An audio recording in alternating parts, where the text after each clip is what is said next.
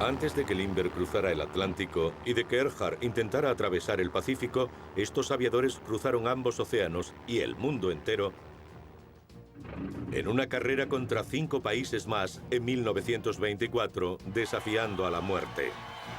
Causaron una gran sensación y entraron en la historia. Seguiremos su ruta con el único piloto que ha logrado repetir la hazaña, y lo acompañaremos en la mayor aventura de la aviación. El primer vuelo alrededor del mundo. El primer vuelo alrededor del mundo.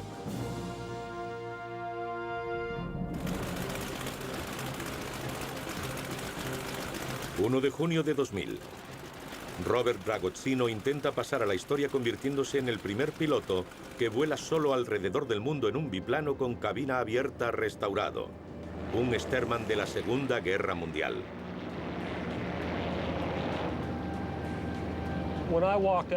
Cuando subí al avión tuve una sensación maravillosa, porque estaba perfectamente preparado, con el motor en marcha y listo para salir. Tenía ante mí 37.000 kilómetros de terreno desconocido. Se enfrenta a una agotadora prueba de 6 meses de duración, luchando contra la climatología, los fallos mecánicos y el implacable vapuleo de un vuelo en cabina abierta. Volar el biplano es una experiencia impresionante. A la gente le explico que sientes como si un grupo de caballos desbocados tirasen de ti con una soga. Es lo más parecido a eso. El audaz proyecto de Ragozzino costó más de 6 años planificando y restaurando y $500,000. Pero también fue necesaria la inspiración. Se fijó en un grupo de valientes aviadores que en 1924 intentaron el primer vuelo alrededor del mundo. Su viaje requería una gran dosis de fe. Era un vuelo hacia lo desconocido. Estuve estudiando su historia para conocer sus rutas y los problemas con el tiempo, sus retos, sus éxitos y sus errores. La gran diferencia entre nosotros es que yo podía aprovechar los beneficios de 75 años de desarrollo de la aviación. Su viaje tuvo lugar en un momento en que los aviones y el equipo eran poco fiables y muy peligrosos.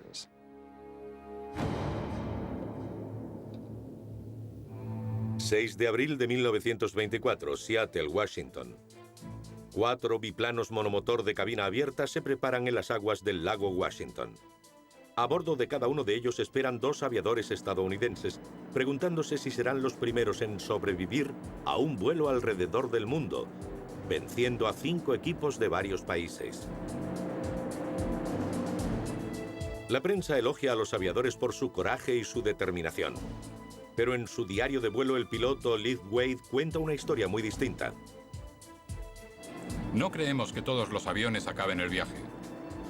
Un amigo me dijo, es una locura, pero también puedes torcerte un pie con cualquier palanca y terminar antes. No sé si tiene razón.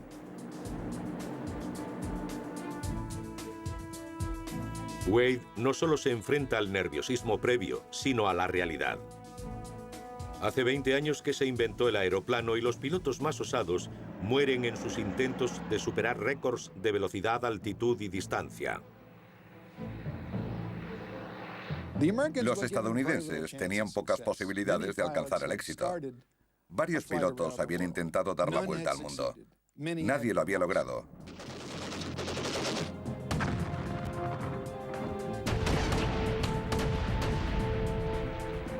La idea de ser los primeros en volar alrededor del mundo se remonta a la Primera Guerra Mundial, cuando el cielo se convirtió en campo de batalla por primera vez.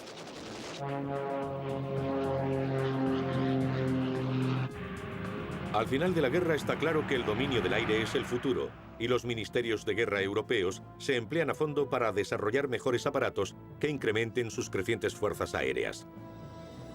Pero Estados Unidos, la cuna de los aviones, no sigue su ejemplo.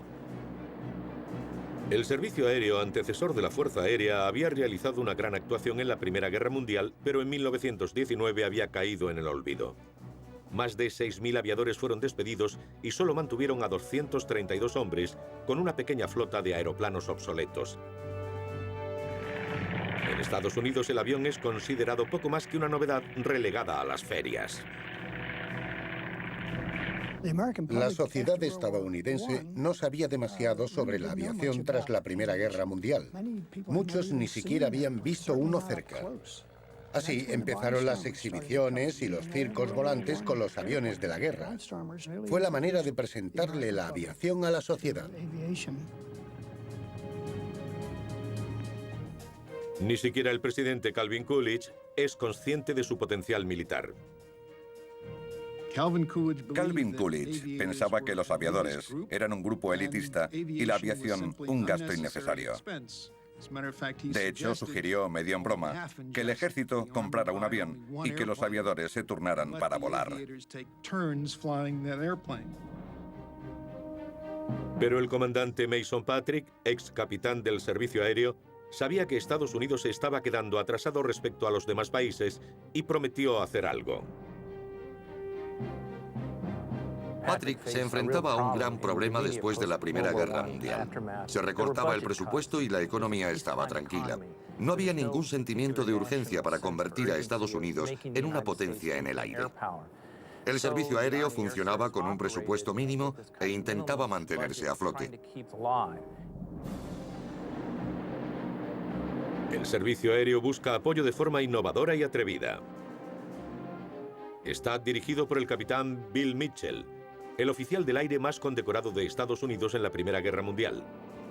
Hacen pruebas de bombardeos sobre un barco dado de baja. Ningún buque había sido hundido por un avión. Pero estas pruebas demuestran a la opinión pública y a la Marina que un avión es capaz de destruir un buque de guerra con una bomba. El general Patrick también anima a sus pilotos a promocionar la aviación. Hacen carreras aéreas y el público los ovaciona. Establecen récords de velocidad, altitud y resistencia.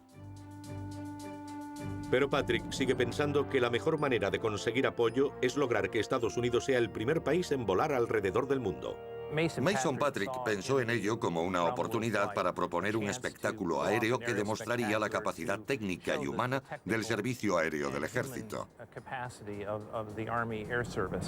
Podía ser un gran logro porque otros países competían con ellos por ese mismo objetivo. Había mucha rivalidad en este intento de demostrar qué nación podría hacerlo. En 1923, 6 países manifiestan su intención de dar la vuelta al mundo. Gran Bretaña, Francia, Portugal, Argentina e Italia. Todas disponen de aviones con diseños innovadores y pilotos muy experimentados. Estados Unidos no está a la cabeza en cuanto a diseño y experiencia. Juega con una clara desventaja en esta peligrosa carrera. Cuando vemos la distancia que tenían que recorrer, más de 41.800 kilómetros, salvando grandes obstáculos, por la climatología, las comunicaciones y la situación de los puntos de aterrizaje, nos damos cuenta de las pocas posibilidades de culminar con éxito ese vuelo en aquella época. En el otoño de 1923, el general Patrick obtiene la aprobación del secretario de guerra John Wilkes para el vuelo alrededor del mundo. Para muchos el proyecto está destinado al fracaso. Pero Patrick afirma que los preparativos serán los más importantes que haya tenido cualquier misión aérea y que su equipo no fallará.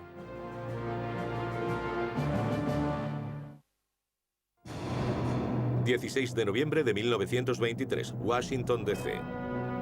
El gobierno de Estados Unidos da su aprobación para ese primer vuelo alrededor del mundo. Es un proyecto enorme. Volarán 3 veces más lejos de lo que lo ha hecho cualquier avión en máquinas muy frágiles, fabricadas con madera, cables y tela. Tendrán que luchar contra la nieve, el hielo, los tifones y las tormentas, atravesando rutas despobladas y desconocidas, sin aeródromos ni pistas de aterrizaje. Los pilotos tendrán que soportar todo eso dentro de cabinas abiertas.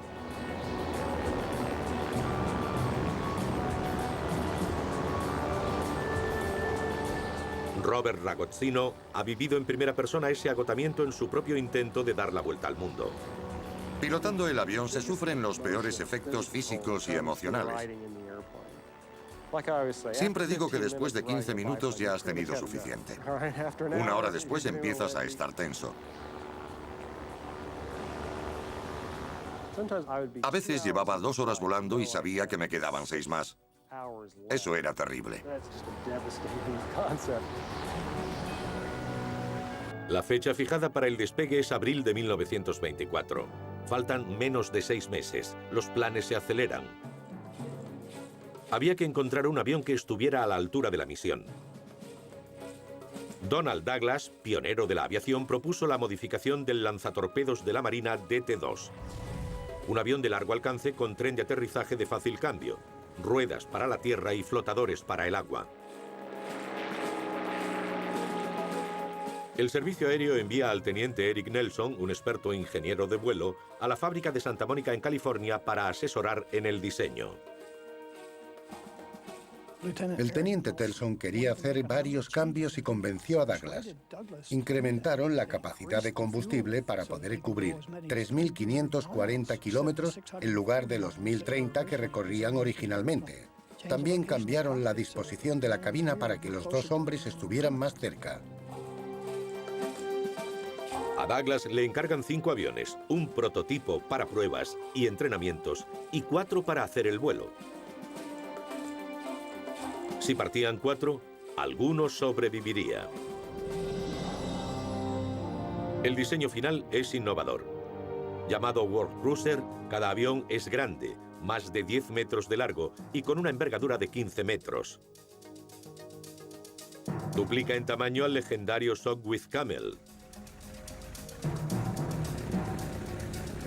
Su motor Liberty V12 genera 420 caballos, suficientes para alcanzar los 3.050 metros de altura y lograr una velocidad punta de 168 km/h y una velocidad de crucero de 136 km/h. El Douglas World Cruiser es una interesante pieza tecnológica.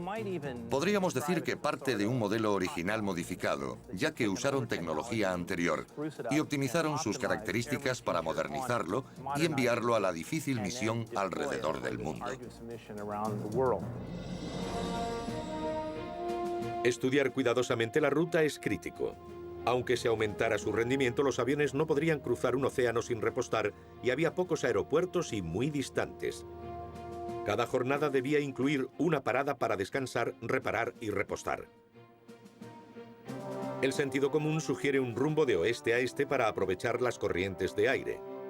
Sorprendentemente se elige la dirección opuesta, con la esperanza de esquivar el mal tiempo en esa época del año. Tanto las tormentas de nieve en Alaska como los monzones en Birmania.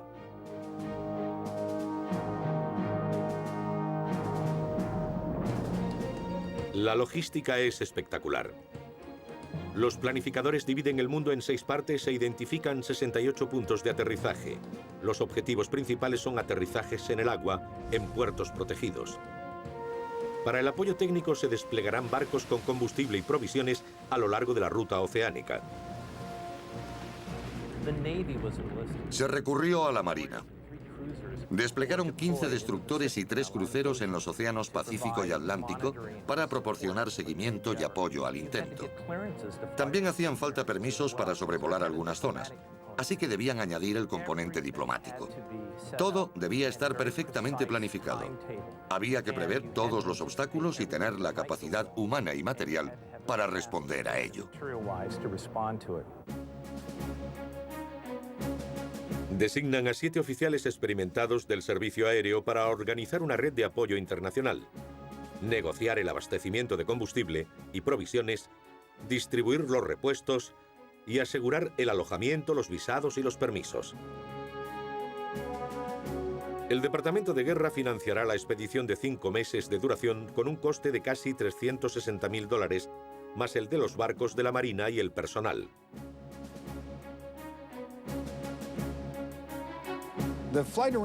El vuelo alrededor del mundo tuvo más apoyo logístico que el viaje a la Luna y requería el mismo nivel de planificación y de preparación. 30 de noviembre de 1923, Washington, D.C. La ruta está trazada, los aviones están en construcción y falta la pieza más importante. ¿Qué pilotos del servicio aéreo tendrán las agallas, el conocimiento y la valentía suficientes para ser los primeros en volar alrededor del mundo? Se necesitan 4 pilotos, hay 110 voluntarios. El general Mason Patrick toma una decisión controvertida. El comandante Frederick Martin, de 41 años, será el jefe del vuelo. Era uno de los que tenía menos horas de vuelo. Quizás su elección tuviera algo que ver con Patrick. Tenía muy buena relación con él. Un oficial experimentado, más mayor, buen administrador y seguramente tendría aptitudes diplomáticas. Características que seguramente no compartían los más jóvenes. Martin era el único piloto casado del equipo. El comandante Martin tenía un hijo de 6 años. Su mujer le pidió que no fuera. Pensaba que no volvería a verlo. Teniente Lowell Smith, 32 años. Es conocido como un excelente aviador. Si había un piloto de raza en el equipo, era él. Estoy convencido de que podía despegar de Washington con los ojos vendados y aterrizar a pocos metros del aeropuerto de Los Ángeles. Era un tipo increíble. En 1923, Smith consiguió la fama por ser el primer piloto en participar en un repostaje en vuelo. Teniente Eric Nelson, 36 años. Eric Nelson era capaz de destripar un avión y repararlo con cinta adhesiva y un destornillador. Nelson participó en la modificación del avión World Cruiser. Teniente Lee Wade, 27 años. Mandó el 120 Escuadrón Aéreo en la Segunda Guerra Mundial y estableció el récord mundial de altura en 8.229 metros. Lee Wade era un piloto de pruebas. Había volado con todos los aviones disponibles. Sabía cómo volar con aparatos averiados, los que podían volar y los que no. Wade también había participado en las pruebas de bombardeos a buques.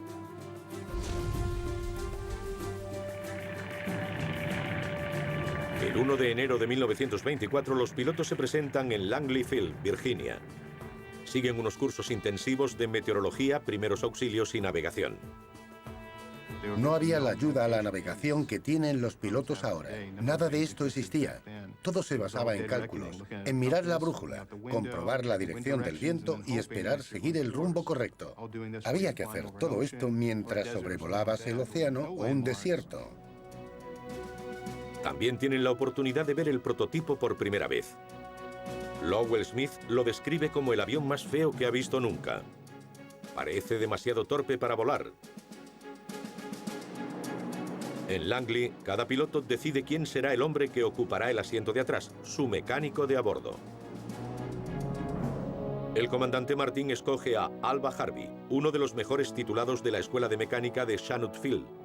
Lowell Smith cuenta con Les Arnold, un piloto experimentado con más de 1000 horas de vuelo a través del país. Eric Nelson elige a su buen amigo y excelente mecánico John Harding. Y Lee Wade opta por Henry Ogden, todo un manitas. Tras 6 semanas de preparación y vuelos de prueba, los 8 aviadores se presentan en Washington, D.C. para recibir las últimas instrucciones y reunirse con el presidente Coolidge. Los aviadores tuvieron que esperar la aparición de Coolidge durante 1 hora. Estuvo planteándose la reunión hasta el último momento, y cuando decidió presentarse, lo hizo con prisas. Lee Wade recuerda que el presidente les decía, rápido, rápido.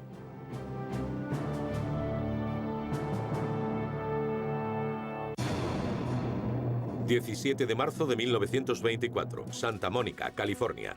Día de San Patricio. Los 4 aviones que van a recorrer el mundo están preparados.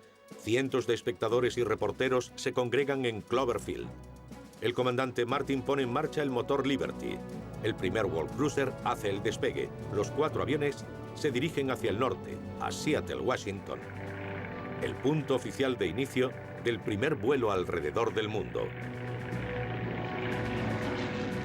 Mientras tanto, los otros 5 países, Argentina, Francia, Gran Bretaña, Italia y Portugal, se preparan para sus respectivos vuelos, todos programados para salir más o menos al mismo tiempo.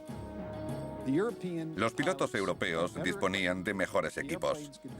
Los aviones eran más veloces y más cómodos que los estadounidenses. Cuando los aviones partieron, mucha gente pensó que no volvería a ver a los aviadores. El Servicio Aéreo de Estados Unidos insiste en que no se trata de una carrera, pero la prensa sigue alentando la competición. Nadie apuesta por los norteamericanos.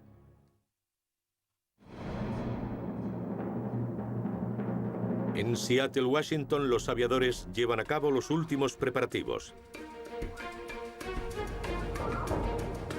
La primera etapa en la que cruzarán el Pacífico es traicionera. Más de 4.800 kilómetros a través del impredecible tiempo de Canadá, Alaska y las Islas Aleutianas. Se sustituyen las ruedas por flotadores y las provisiones se pesan y cargan meticulosamente. Si los aviones pesan más de 3.700 kilos, no podrán despegar. El combustible se lleva la mayor parte. Todo aquello que no sea fundamental debe dejarse en tierra. La radio que debía ir en el avión no pudo colocarse porque pesaba demasiado. Los paracaídas para los 2 hombres se quedaron en Seattle. Ni siquiera pudieron llevarse las balsas salvavidas. Los pilotos estadounidenses no tenían equipo de supervivencia.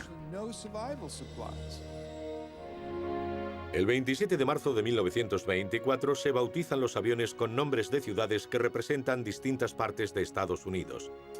El Seattle estará pilotado por Martin y Harvey. El Chicago por Smith y Arnold. El Boston por Wade y Ogden. Y el Nueva Orleans por Nelson y Harding. El líquido de la botella es agua, no champán, ya que estamos en plena ley seca. El 6 de abril de 1924, tras 10 días de retraso por mal tiempo, llega el momento de despegar. Los 4 aviones ponen en marcha sus motores, pero aparecen los problemas.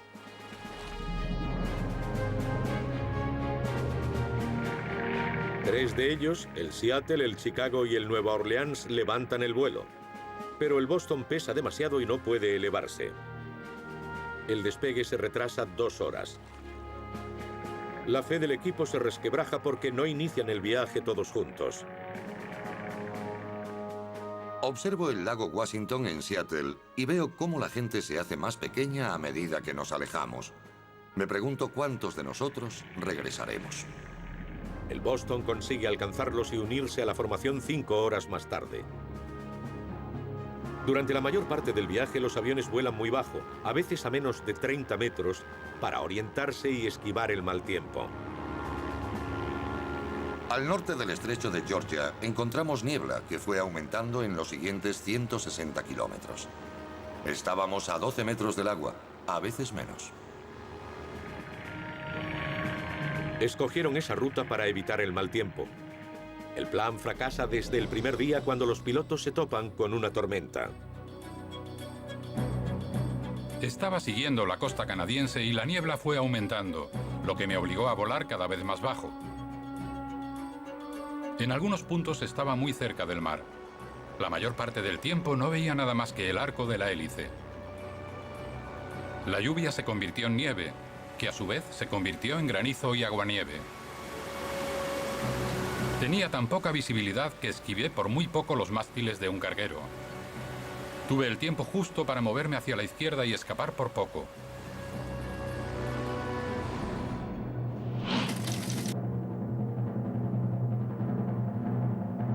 El primer día es largo y agotador. Los 4 aviones alcanzan su objetivo, Prince Rupert en la Columbia Británica, pero tardan más de 8 horas en recorrer 973 kilómetros. Caballeros, les gritó el alcalde de la ciudad, han llegado en el peor día que hemos tenido en 10 años. Leith Wade estaba descompuesto por la experiencia. Cuando llegamos a Prince Rupert me quedé sentado en la cabina, fingiendo que escribía mi diario. No quería que me vieran temblar. Pero no hay tiempo para el miedo. La carrera oficiosa ha empezado. Días después de la partida de los estadounidenses, despegaron los británicos.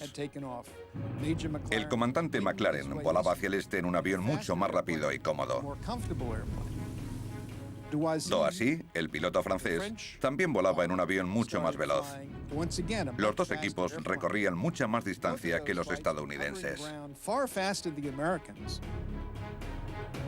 El mal tiempo seguía azotando a los aviadores mientras recorrían Alaska volando por debajo de las tormentas y la niebla, Y según el piloto del Nueva Orleans, Eric Nelson, los flotadores casi rozando el agua. John Harding del Nueva Orleans describe la lluvia helada como perdigones disparados a la cara.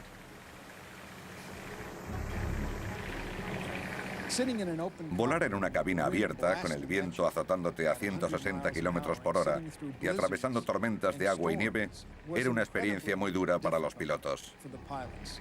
Requería mucha resistencia.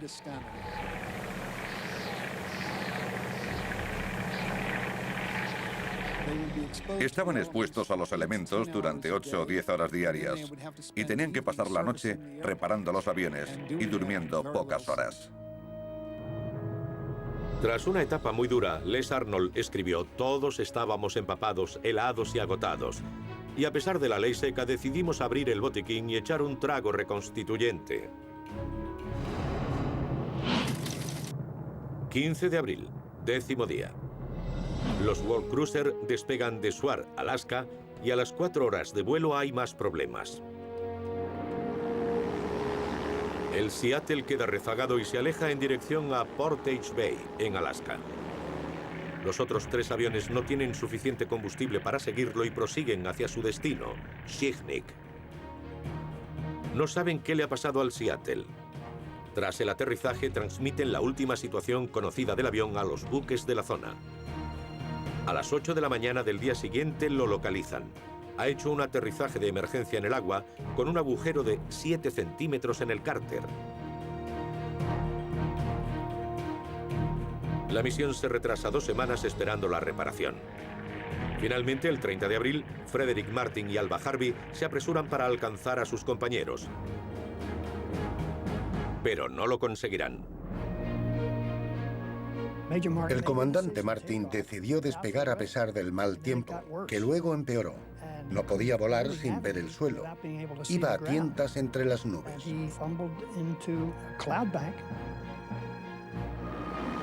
Martin se plantea volver. Desciende un poco para aumentar la visibilidad, pero la niebla es demasiado espesa. Intenta colocarse encima de ella y de repente aparece una montaña ante sus ojos. Se estrella contra la nieve.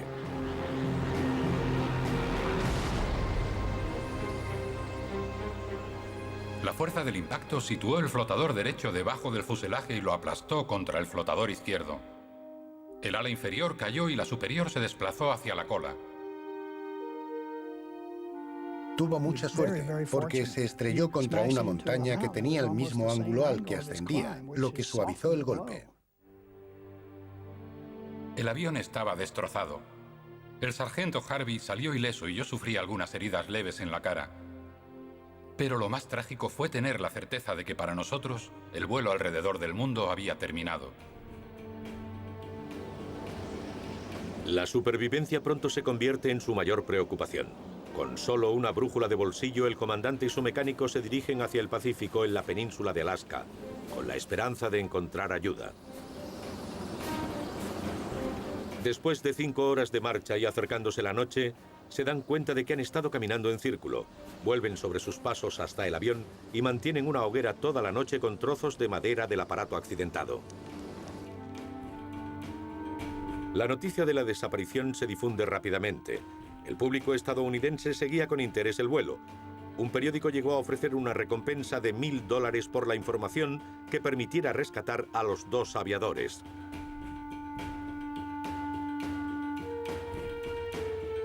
Tras 24 horas sin noticias, todos se temen lo peor. También lo pensaban Martin y Harvey, refugiados entre los restos del avión. Nos dimos cuenta de que nuestra situación era muy peligrosa. Esperar el rescate era una locura. La supervivencia dependía de nosotros, así que hicimos un trato. Nos dirigiríamos hacia la costa, no regresaríamos al avión. Dijimos: adiós, Seattle, nos sabe mal dejarte aquí destrozado. Y nos fuimos.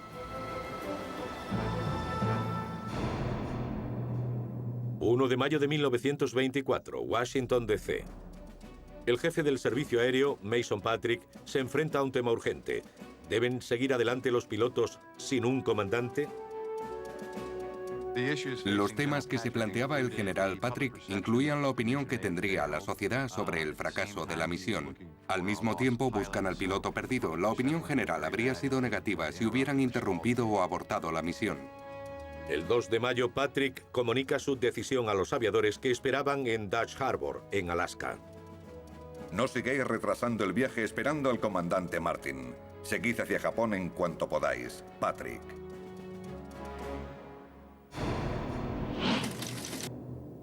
Día 28. Han completado menos del 10% del recorrido total. Los hombres que ahora forman una escuadrilla de 3 aviones con Lowell Smith al mando siguen adelante sin sus compañeros. Martin y Harvey, que llevan 4 días perdidos, están hambrientos, exhaustos y sufren ceguera por la nieve. La delicada situación tiene consecuencias terribles para Martin, de 41 años. Martin era un tipo duro, de eso no hay duda. Pero la ansiedad que le había provocado el liderazgo de una misión que terminaba con él estrellándose en una montaña fue devastadora. Quiso darse por vencido muchas veces, pero Harvey le mantenía en pie. Se acerca una tormenta de nieve. Sin refugio, Martin y Harvey no sobrevivirán. Solo un milagro podrá salvarlos.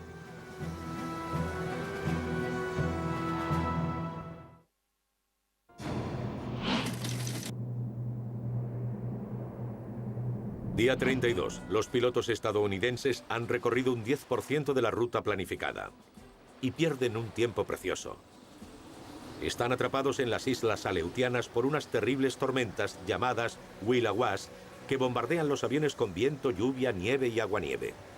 Las Aleutianas parecían tener 2 tipos de clima, malo y peor. Yo tuve la misma sensación. Heladas, neblinas e intensas tormentas de nieve. No podía llegar al aeropuerto. Las turbulencias eran tan fuertes que el flotador obturó el carburador y cortó el paso del combustible por unos segundos. Estados Unidos está muy retrasado en la carrera. Francia, Gran Bretaña y Portugal avanzan con rapidez. Gran Bretaña le lleva 2.500 kilómetros de ventaja a los norteamericanos. Mientras, Frederick Martin y Alba Harvey siguen perdidos en Alaska. El comandante Martin está casi inconsciente, pero el 7 de mayo se produce un milagro.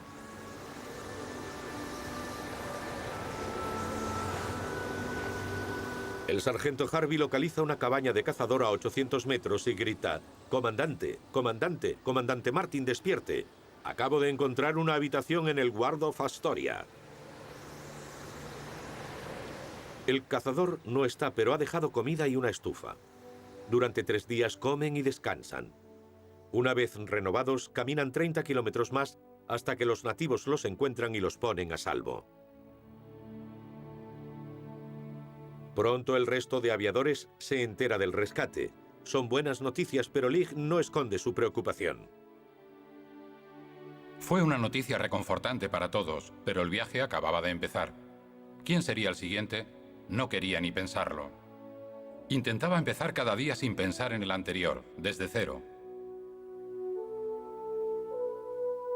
Martin y Harvey regresan a Seattle en un barco pesquero y se reúnen con sus familias. Se habla de su reincorporación a la misión, pero se descarta enseguida. Implicaría más retrasos. El motivo principal por el que el comandante Martin y Harvey no se reincorporaron a la misión era muy simple. Era una carrera en la que había que ser el primero en dar la vuelta al mundo. Martin lo sabía, los pilotos también, y estaba claro que Mason Patrick también. Día 40. Los pilotos recorren una media de 136 kilómetros por día. El tiempo mejora finalmente para poder recorrer un tramo récord, 1.400 kilómetros sobre el Pacífico. Ningún aviador había conseguido esa marca hasta el momento.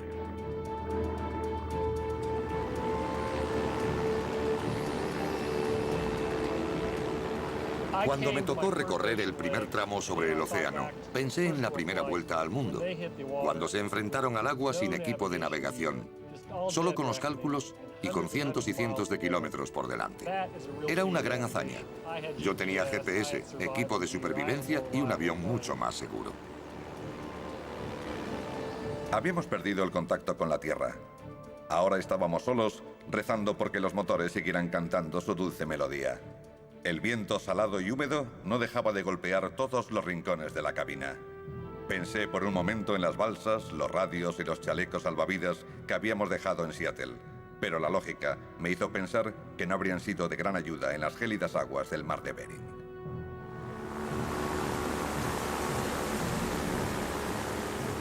Se enfrentaban a un vuelo peligroso, además de la posibilidad de tener problemas diplomáticos. Un vuelo con éxito requería aterrizar en Japón, y Japón se negaba a darle el permiso de aterrizaje a ese vuelo de Estados Unidos. Las relaciones se habían deteriorado, y los japoneses pensaban que el vuelo era una misión de espionaje. En ese momento, Estados Unidos estaba a punto de aprobar la ley de exclusión de Japón, en la que prohibían a los japoneses comprar tierras, votar o ser propietarios de un negocio en Estados Unidos. Los nipones se lo tomaron como una ofensa.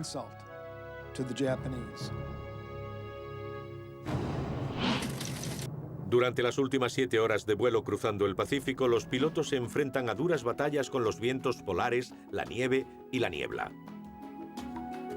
Finalmente, el 17 de mayo llegan a Japón y afortunadamente la política se mantiene al margen de ese acontecimiento histórico.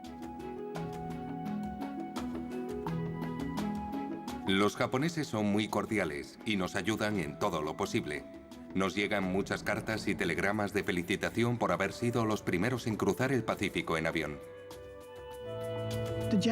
Los japoneses son gente amable y les muestran sus respetos por ser tan valientes en su propósito.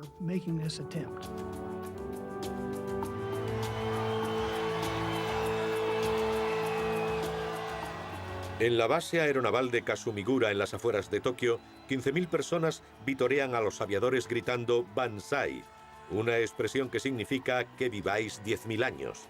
Según Leith Wade, los pilotos sienten por primera vez el impacto internacional de su empeño. Ya no era una aventura personal. No podíamos defraudar a Estados Unidos. Empezamos a ver el impacto de nuestras acciones. La corrección diplomática era tan importante como nuestras aptitudes. Ahora, tras 76 horas de vuelo real, el equipo pasa una semana en Tokio cambiando hélices y flotadores, instalando radiadores más grandes para el clima más templado que les aguarda y sustituyen los motores de los 3 aviones. El motor Liberty era lento y no duraba mucho. Se mantenía en funcionamiento entre 50 y 200 horas. Por eso, antes de empezar el viaje, se repartieron decenas de motores por distintos puntos del mundo.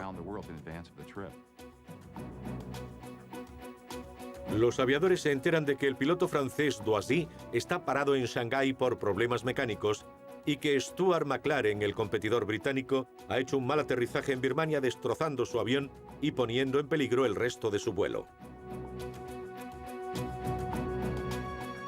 Sorprendentemente, el comandante Lowell Smith y el jefe de la flota norteamericana del Pacífico deciden enviar un destructor para llevarle un avión a McLaren. Un asombrado responsable del vuelo británico exclamó: «Es la mayor muestra de deportividad que he visto nunca».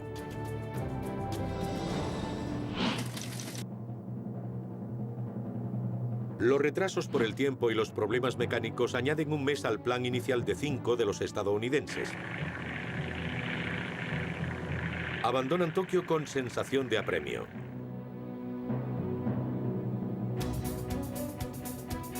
Pero en 1924 la temporada de monzones empieza muy pronto y los vientos huracanados traen consigo la lluvia y grandes turbulencias. En el año 2000, Robert Ragozzino tuvo las mismas sensaciones mientras sobrevolaba Japón. Encontré unas turbulencias mucho más fuertes de lo que esperaba.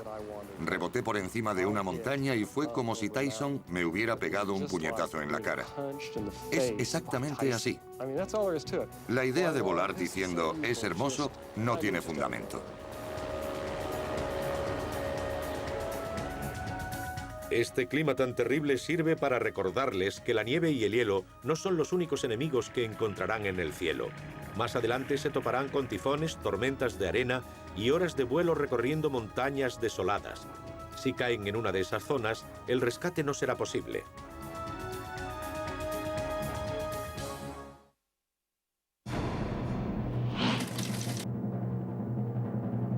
Día 61. Los estadounidenses han recorrido una cuarta parte de la vuelta al mundo. Llegan a Shanghái, en China, y completan la etapa más larga sin escalas, 885 kilómetros en 9 horas y 10 minutos. Quedamos impresionados por la cantidad de juncos, sampanes y vapores que nos esperaban. El día de nuestra llegada fue festivo en Shanghái. Era el primer vuelo desde Estados Unidos y Japón.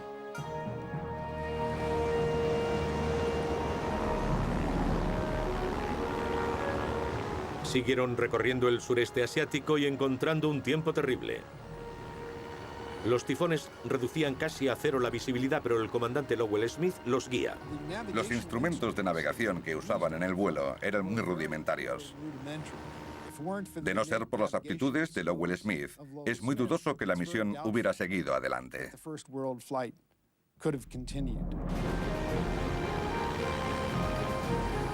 El 11 de junio Smith está en apuros. Camino de Saigón, oyen una tremenda explosión en el motor del Chicago. Tiene un agujero por el que sale el combustible. Smith sabe que el avión está sentenciado y busca un lugar para aterrizar entre las copas de los árboles. A 6 kilómetros encuentra un lago en el que consigue posarse con éxito. El motor es irreparable y parece que este será el fin del Chicago. Pero el trabajo previo vuelve a dar frutos. En Saigón hay un motor nuevo. Lograron que funcionara de nuevo y en 70 horas volvían a despegar.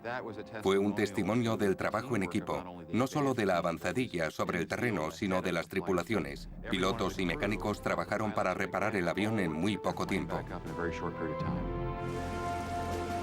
El 16 de junio los 6 aviadores vuelven a volar juntos. Aterrizan en Bangkok y Les Arnold y el resto del equipo experimentan un gran choque cultural. Para mostrarnos su respeto, nos invitaron a una decapitación que tenía lugar al día siguiente por la mañana. Pero como a ninguno de nosotros le hacía la menor gracia, no tardamos en rechazarla. Los pilotos reciben la noticia de que Francia y Portugal se han retirado de la carrera. Pero Argentina e Italia avanzan rápido. Fuera de Bangkok, los estadounidenses pasan por encima del piloto británico Stuart McLaren, que corre hacia el Pacífico. Eso les baja la moral.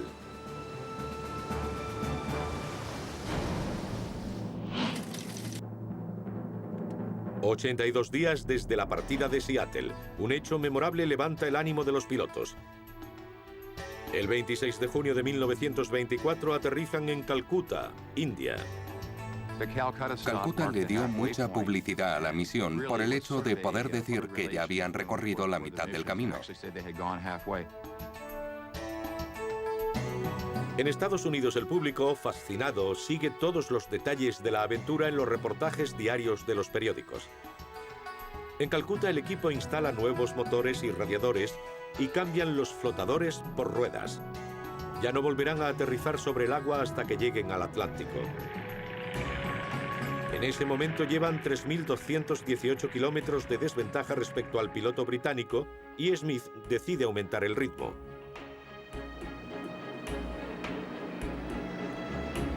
Pero las condiciones de vuelo no mejoran.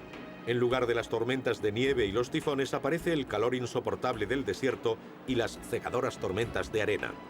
Intentamos sortearlos ascendiendo, pero al llegar a una altitud de 1.500 metros nos dimos cuenta de que era inútil. Lo mejor era volar pegados al suelo, porque la visibilidad había disminuido tanto que parecía que estuviéramos rodeados de niebla. El calor era intenso. El primer problema del desierto es el calor. Hace calor, es árido. El avión se calienta, la temperatura del combustible aumenta y el motor desprende más calor aún. El combustible caliente te rodea. Los chicos debieron de pasarlo muy mal. El 4 de julio, los aviones están volando sobre el desierto y el motor del Nueva Orleans se hace pedazos. Varias partes de metal caliente abren agujeros en las alas y las riostras. Un trozo roza la cabeza del copiloto John Harding. Eric Nelson, el piloto, sabe que allí no hay posibilidades de rescate. Debe seguir volando. El combustible no deja de salir, pero el motor sigue funcionando. Tras 40 minutos de agonía llegan a Karachi con el avión y su tripulación empapados en combustible. Nelson afirma que es la vez que más cerca ha estado de la muerte. Tras reparar el Nueva Orleans, consiguen ganar algo de tiempo. Vuelan desde Calcuta hasta Constantinopla en 2 semanas. La ruta requiere volar a considerable altitud, 2.130 metros, para atravesar las montañas turcas. El comandante Smith se propone un objetivo ambicioso: llegar a París el 14 de julio, día de la fiesta nacional. Se esfuerzan y sus aviones logran recorrer 2.414 kilómetros en solo 3 días. Liv Wade recuerda la escena en el aeródromo parisino de Le Bourget. Aterrizamos a las 17:15 el día de la fiesta nacional y recibimos una asombrosa bienvenida. No pudimos ponernos a trabajar en los aviones hasta 1 hora más tarde. Estábamos estrechando las manos de los muchos altos dignatarios y diplomáticos extranjeros que se habían acercado a saludarnos. Conocimos más generales, embajadores, ministros y famosos ese día que en toda nuestra vida. Los aviadores necesitan descansar, pero los franceses no los dejan. Pusieron fin a las recepciones y las ruedas de prensa con una noche en el Folies Bergère.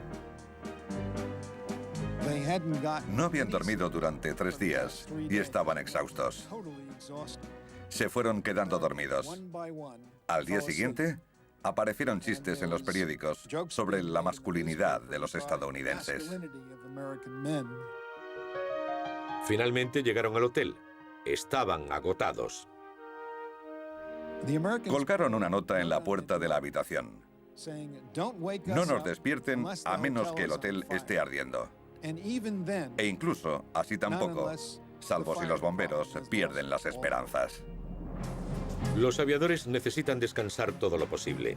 Están a punto de embarcarse en la etapa más peligrosa de su viaje: atravesar el traicionero Atlántico Norte.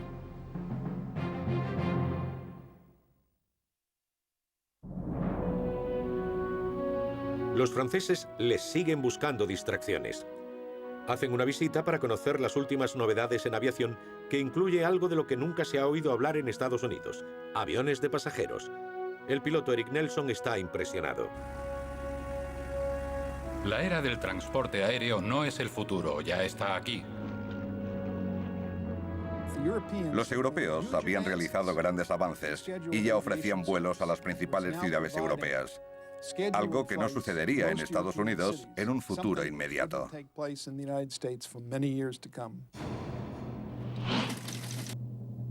Día 102. Han cubierto el 60% del recorrido. Los estadounidenses despegan de Le Bourget y cruzan el Canal de la Mancha en 3 horas. En el aeródromo Croydon de Londres, una de las primeras personas que se acerca a darles la bienvenida es la esposa del piloto británico Stuart McLaren. Quiere darles las gracias por la ayuda que le brindaron a su marido. Los aviadores también conocen al príncipe de Gales, que está a punto de salir en barco hacia Nueva York. El viaje dura 1 semana. El príncipe se apuesta $5 a que él llegará primero y tiene todas las de ganar.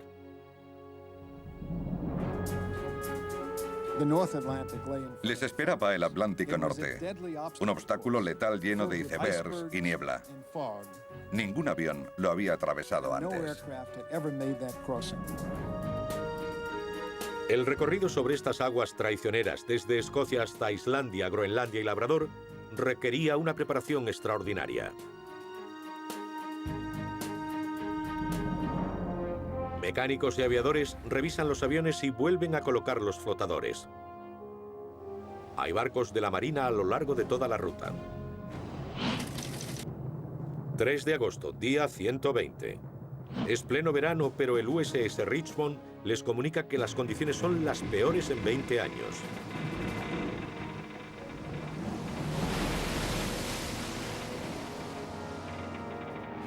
De todos modos, los pilotos despegan para cubrir un tramo de 9 horas hasta Islandia. Cuando llevan 90 minutos de vuelo, el motor del Boston se queda sin presión del aceite. Leadway sabe que tiene que aterrizar antes de que el motor se bloquee.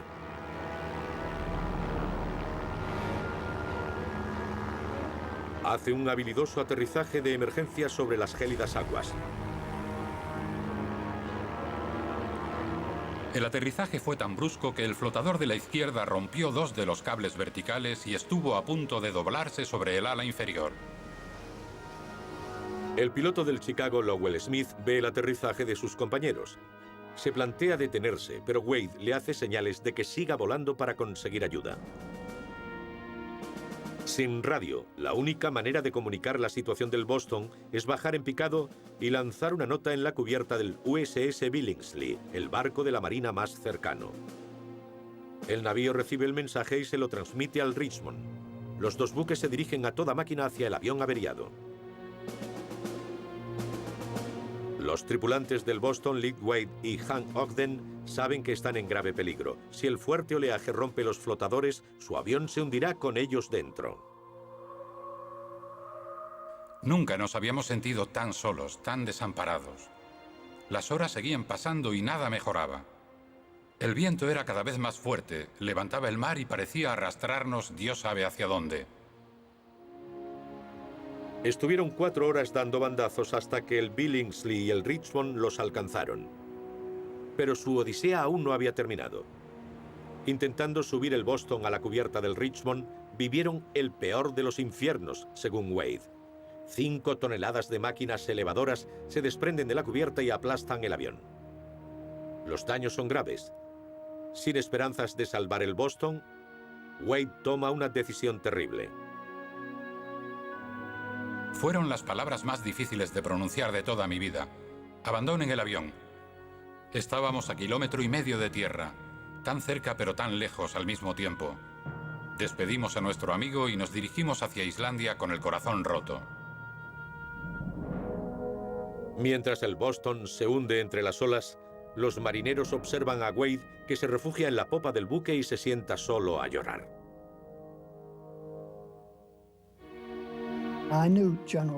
Conocí al general Wade. Era un hombre estupendo. Todos le querían y fue un duro golpe para él. Me lo dijo cada vez que hablamos.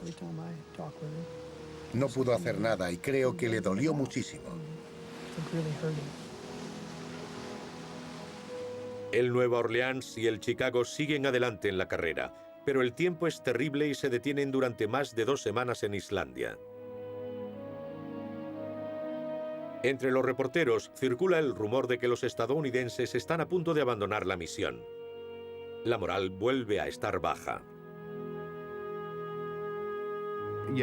Tenemos que pensar que los pilotos ya habían perdido a Martin en Alaska y ahora era Leigh en el Atlántico Norte.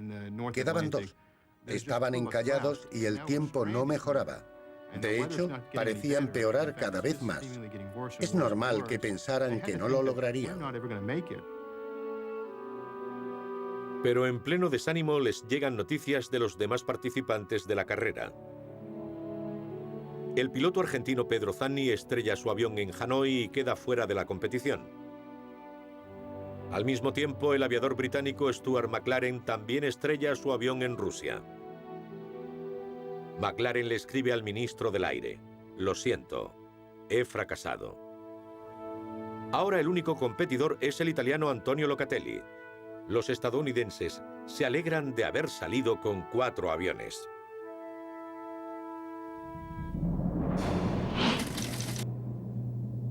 Día 137. Aún quedan más de 12.800 kilómetros. Los 2 equipos se preparan para otra etapa difícil: cubrir 1.343 kilómetros entre Islandia y Groenlandia.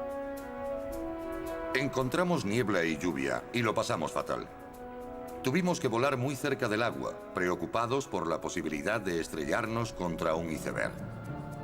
No estábamos acostumbrados a ver un gran mar lleno de hielo flotante. El vuelo hacia Groenlandia debió ser aterrador para los pilotos, ya que sabían que no podían aterrizar en ningún lado. Además, tampoco tenían visibilidad. En un par de ocasiones lograron esquivar los icebergs gracias a su instinto y su pericia. Cuando atravesamos un tramo de niebla muy espesa y salimos al otro lado, apareció un muro blanco. Yo giré bruscamente a la derecha y Eric y Jack hacia la izquierda. Confiando en la suerte tanto como en las brújulas, los pilotos llegan a Frederiksdal en Groenlandia gracias a un claro entre las nubes. Aún no entendíamos cómo habíamos tenido tanta suerte.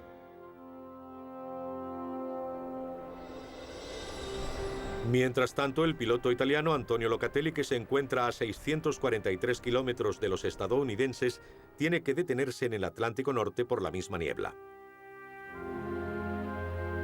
Él y su tripulación de 3 hombres pasan 3 días sufriendo por los mareos y el agotamiento, hasta que la Marina estadounidense los rescata. Queman el avión para que no entorpezca la navegación. El vuelo de Locatelli ha terminado. Ahora los estadounidenses son los únicos competidores en la carrera alrededor del mundo.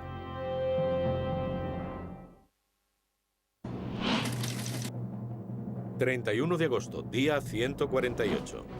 Los 2 World Cruiser que quedan abandonan Groenlandia para enfrentarse a la última etapa sobre el Atlántico Norte. 900 kilómetros y 7 horas de vuelo hasta Labrador. Por primera vez desde que salieron de Seattle hace casi 5 meses, están solos en su intento de ser los primeros en dar la vuelta al mundo. Pero los problemas mecánicos se están convirtiendo en algo cotidiano. A las 11:25 la bomba del combustible se estropeó. La bomba secundaria tampoco funcionaba. Y a partir de ese momento tuvimos que usar la bomba manual durante 4 horas. Un duro ejercicio para el brazo. Los hábiles pilotos llegan a Labrador y consiguen otro hito de la aviación. Han recorrido 30.923 kilómetros. Más que nadie en la historia. Al llegar a Labrador, hubo un momento de euforia. Habían cruzado el Atlántico Norte. Creo que ese fue el momento en que se tomaron un respiro y pensaron, es posible. 3 días después, en Pictou, Nueva Escocia, los aviadores se reúnen con sus compañeros del Boston.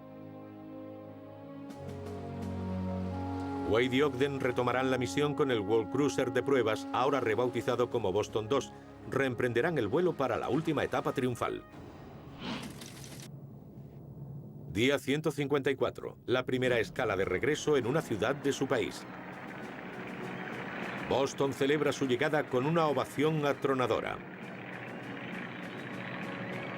Una barcaza llena de personalidades les da la bienvenida. Entre ellos están el aviador británico Stuart McLaren y el jefe del servicio aéreo, el general Mason Patrick. Fue totalmente inesperado. No habíamos leído los periódicos en Islandia, Groenlandia ni en Labrador. De hecho, había leído pocos periódicos extranjeros desde que salimos de Seattle y no tenía ni idea de que habría este enorme entusiasmo.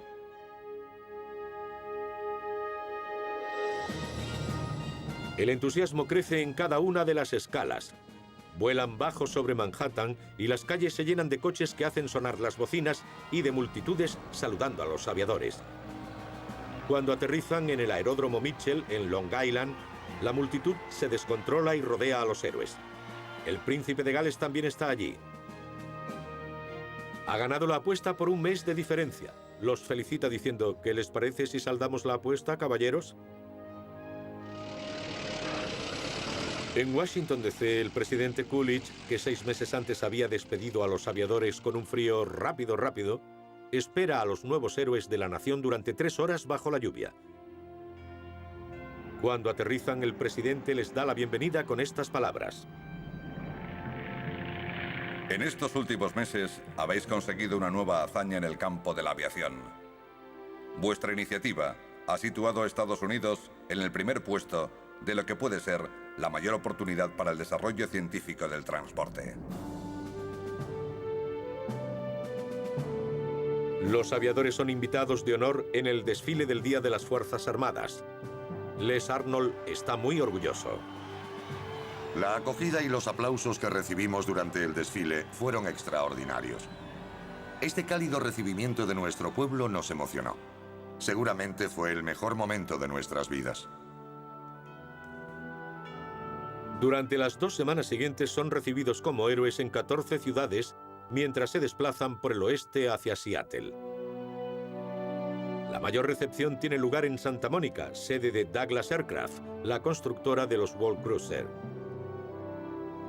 200.000 personas enfervorizadas dan la bienvenida a los aviadores, casi el doble de la multitud que recibirá a Lindbergh en París 3 años más tarde.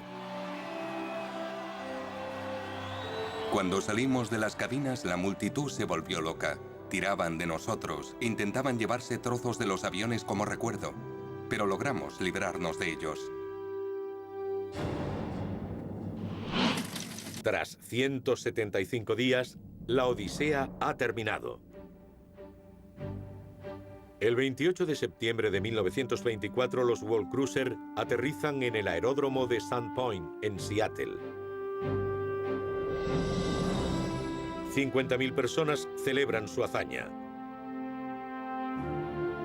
¿Repetirían la experiencia?, le pregunta un reportero a Lowell Smith al salir de la cabina por última vez. Ni por $1 millón, a no ser que nos lo ordenaran, contestó. Entre los primeros que se acercan a felicitar a los aviadores está Frederick Martin, su excomandante, cuyo vuelo llegó a un repentino y temprano fin al estrellarse en Alaska. El comandante Martin debió sentirse algo avergonzado por haber sido el jefe de la misión y no haber podido estar ahí hasta el final. Pero se alegraba porque sus hombres lo habían conseguido. Estaba satisfecho con el desenlace. De los 4 aviones que iniciaron la vuelta al mundo, solo 2, el Nueva Orleans y el Chicago, habían cubierto toda la distancia. Recorrieron 42.398 kilómetros en 363 horas de vuelo a una velocidad media de 117 kilómetros por hora. Los pilotos habían aterrizado en 29 países y sobrevivieron a 5 aterrizajes de emergencia. Perdieron 2 aviones y quemaron 15 motores. La diferencia que propició el éxito del vuelo fue la preparación, con avanzadillas sobre el terreno que preparaban el combustible, todas las provisiones y la recepción, obteniendo los permisos de aterrizaje. La preparación marcó la diferencia. Periódicos de todo el país publican artículos en los que animan al gobierno a ampliar el servicio aéreo, pero el presidente Coolidge sigue oponiéndose. El objetivo del vuelo alrededor del mundo era obtener más financiación para el servicio aéreo. Pero el presidente Coolidge tenía otros planes. Se presentaba a la reelección y había reducido el ejército al mínimo. La financiación nunca llegó, aunque el vuelo generó grandes beneficios. Donald Douglas recibió pedidos de los países europeos. La gente quería comprar aviones que pudieran dar la vuelta al mundo. Y eso dio un tremendo impulso a la industria aeronáutica estadounidense.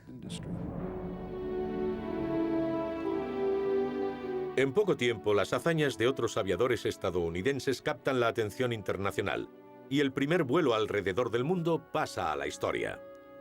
Actualmente muy poca gente lo conoce, pero quedan recuerdos tangibles. El Chicago, restaurado a su momento de gloria pasada, parece estar listo para despegar en el Museo Nacional del Aire y el Espacio de Washington, D.C. El Nueva Orleans ha completado el círculo aterrizando en el Museo del Vuelo de Santa Mónica, cerca de donde fue construido, en Douglas Aircraft. Y los restos del Seattle, el fuselaje, los depósitos de combustible y los motores que se recuperaron en las montañas donde se estrelló, están a salvo de las tormentas en el Museo de la Aviación de Alaska, en Anchorage. Pero los hombres que tripularon estos aviones han sido olvidados. ¿Por qué cayó en el olvido el fenómeno de los Douglas World Cruiser? La respuesta es complicada, pero uno de los motivos que pueden explicarlo es típicamente estadounidense. Nos acordamos de los individuos, Charles Lindbergh, Amelia Earhart, Wally Post, Chuck Yeager, porque son personas que han logrado algo en solitario, algo heroico. Pero si te entregas en un trabajo en equipo como este, te pierdes en el grupo. Puede que hayamos logrado tantas cosas en tan poco tiempo desde 1924 que el vuelo alrededor del mundo se ha convertido en poco más que una nota histórica a pie de página. El logro de estos aviadores se pierde en la tecnología, porque ahora, si tienes una tarjeta de crédito y un cepillo de dientes, puedes acercarte a un mostrador de un aeropuerto y comprar billetes para hacer el mismo recorrido que estos hombres hace 80 años. Pero en lugar de volar durante 5 meses y medio, puedes hacerlo en horas. La tecnología no nos permite concebir lo que hicieron.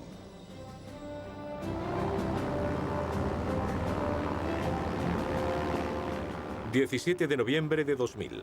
el piloto Robert Ragozzino se aproxima al aeródromo de Wiley Post, en Oklahoma.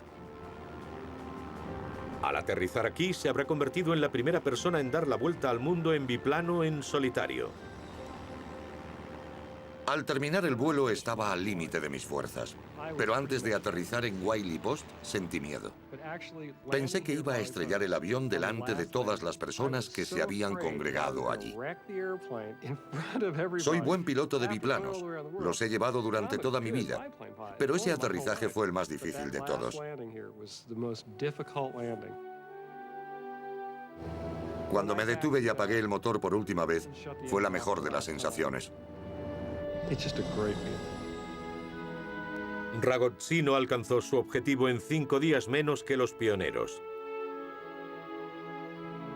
Era un momento muy emocionante para él, pero también un recordatorio de la enorme hazaña de esos valientes pilotos estadounidenses que hicieron el primer vuelo alrededor del mundo. El primer vuelo alrededor del mundo fue increíble. Una misión muy arriesgada para 1924.